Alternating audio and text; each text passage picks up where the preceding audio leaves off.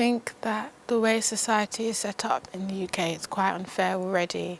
So that's why it's the state's responsibility to make things more fairer by providing for people on lower income. For instance, 90% of property is owned by 10% of the nation. So that's why I think it should be the state's responsibility to get involved and provide for lower income families and individuals. So although it is an individual responsibility to earn a living, sometimes the state does need to intervene because society is already quite unfair. I think it depends on, the type of person who's unemployed. If they're a young person and they're single, no serious responsibilities, I think they should take the job. But if you're a mother of kids and maybe that job won't be suitable for you, then you should have the right to refuse. If you can work, you should work. You shouldn't be claiming benefits. If you can't work and you need to be selective in what sort of jobs you do, then you should be given a chance to agree or disagree. The unemployment we're seeing now, it's really different to maybe back in the 70s when we had a recession, when it was middle-aged Caucasian men out of work because the manufacturing industry died. The unemployment we're seeing now, it's everyone's affected. There are young people who don't have jobs, graduate jobs.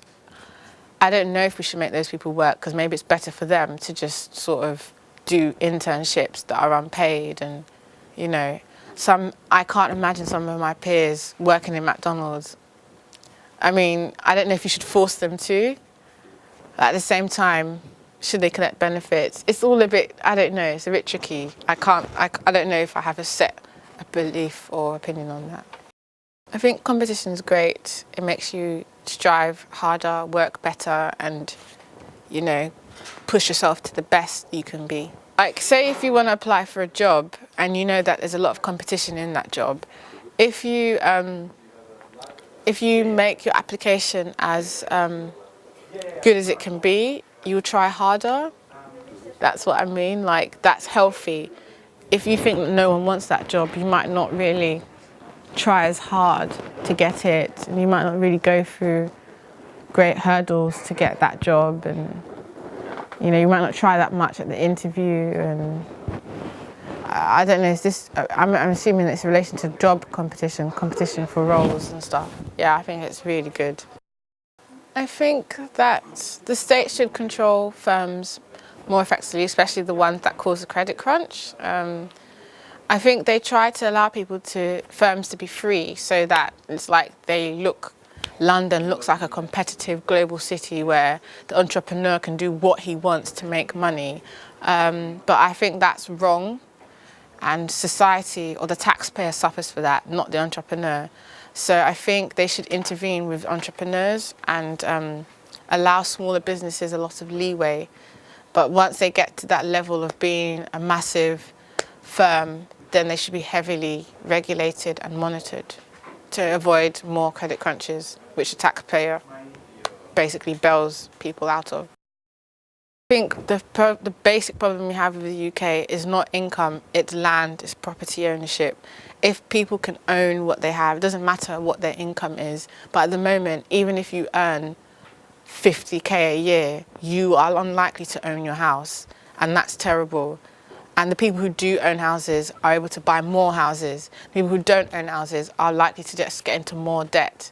So if they can sort out the property thing, then the income thing, I don't think it would be an issue about how much who earns.